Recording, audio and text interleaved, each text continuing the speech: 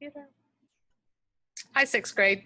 We're going to do some word problem practice today. So what I'd like to do is go through these, a few of them together, and then I'll let you work on them individually.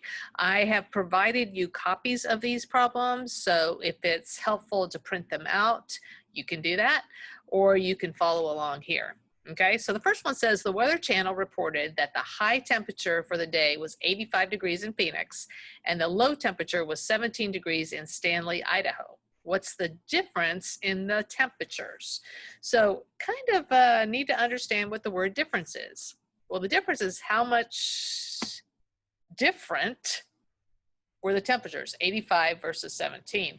And if you thought about this in terms of a number line, 17 is down here, 85 is over here, and we're really looking for the distance between those two. And when we find distance between numbers, we're subtracting. So the difference in the temperatures would be 85 minus 17, and you can do whatever method you want, but I find that it's 68. And so now if I'm going to answer this question thoroughly and completely, I would write 68 degrees, and you could use a symbol if you want. Okay, so for this next problem, we're going to use the same logic, the same thinking, okay? It says the predicted high for the day in Bismarck, North Dakota was 30 degrees, and the low was 7 degrees below zero.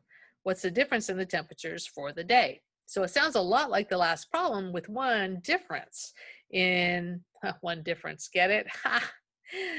Okay, so, the difference here is that we have 30 degrees on our number line, and then we have 7 degrees below zero. So I'm going to put 0 on here and then -7.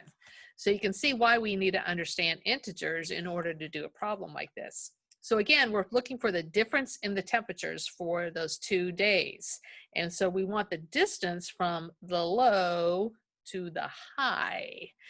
Well, Well, I know that it's 7 degrees from -7 to 0, and it's 30 from 0 to 30.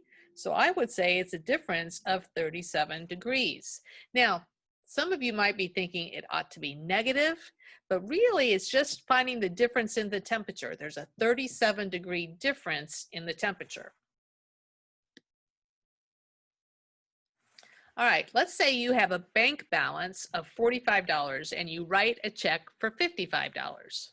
Uh-oh, this is trouble. What's your new balance?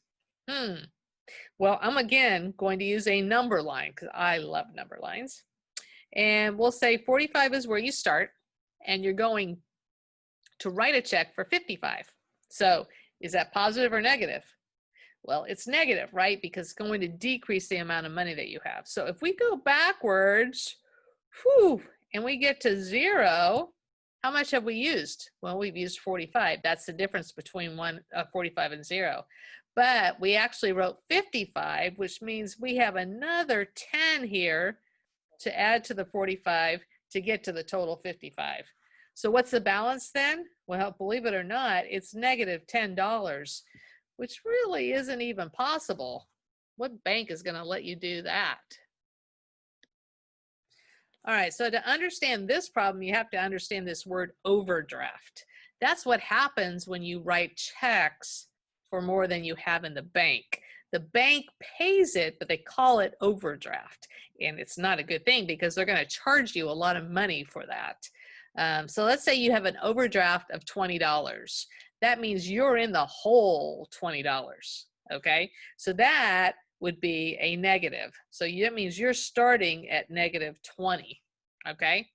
But then you get paid and you deposit $100. So we want to know what the new balance is.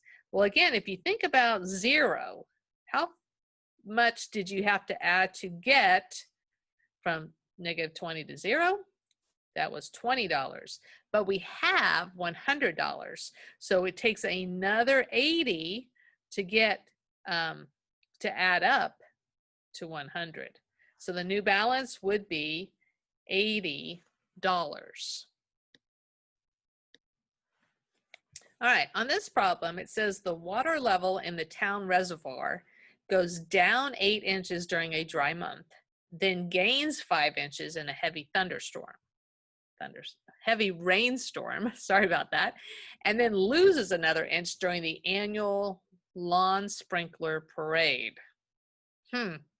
What's the overall effect of the water level? Well, what I'd like you to do on this one is, before you find that answer, is I would like you to write an equation to match this problem. So if you could just take a quick second, pause the video, and see if you can do that. All right, so let's represent what happened. We said the water level goes down 8 inches, so that would be a -8. Gains 5 inches, that's a +5, and then loses an inch, would be the -1. So let's think about what happens there. So it doesn't matter where you start, because we're looking at the overall effect of all these things happening. So I'm just going to say we started at 0. Let's just do that, okay? What happened first is we lost 8. So we're at -8, okay? Then we gained 5. So if we add 5 to this, where would that take us? Well, -8, and then we're going to move in the right direction, positive. 5 spaces would take us to -3. And then we're going to lose another inch. So that would take us to -4. So the result is that we lost 4 inches of water with all these events happening. Okay, so there are 4 more problems. This is number 6. I would like you to see if you can answer this. So pause the video and give it a try. Well, the first thing would be to write the equation. And if I read this correctly, descending 80 feet is -80. Rising 25 feet is +25. Descending 12 feet is -12. And then rising 52 feet is +52. So we had a lot of up and down happening here. Now, one of the things you can do is you could put all the ups together and all the downs together. So if we descended -8, we have -80 and -12. Together, that makes -92. And then if we rose 25 and we rose 52, that is like adding 77. So now we have -92 and +77. So, we could draw 92 negatives and 77 positives, but that would take a lot of time. So can you think about the number of 0 pairs there would be? Well, there would be 77 of them, right? Because that's the fewer. We have fewer positives than we do negatives. We actually have more negatives, right? So the difference between them, between 92 and 77, would be 15. Is that right? So it would be -15 feet, because I added that right.